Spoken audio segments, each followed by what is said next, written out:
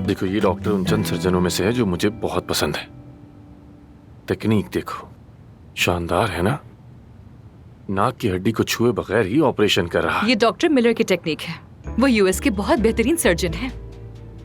ज्यादातर plastic surgeon ये technique नहीं जानते। तुम्हें कैसे पता चला? किसने बताया?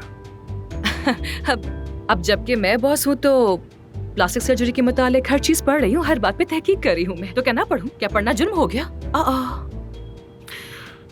शायद मैंने तुम्हें कम समझा कि तुम हॉस्पिटल नहीं संभाल सकोगी। इस ऑपरेशन को करने वाले डॉक्टर का नाम है अली बचाकची और वो कई साल अमेरिका में। कौन? अली बचाकची। उसका भी नाम सुना है क्या? मैंने कहा सुना होगा अली बचाकची का नाम। मैं नहीं जानती उसे।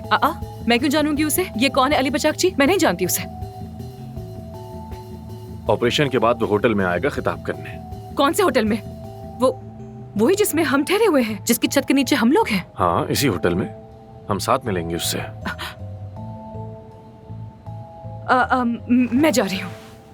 क्या हुआ? मुझे वैसे भी खून देखकर चक्कर आता है। मैं ये सब नहीं देख सकती हूँ। मैं जा रही हूँ यहाँ से। हटो हटो हटो हटो हटो हटो, जगह दो, मैं जा रही हूँ।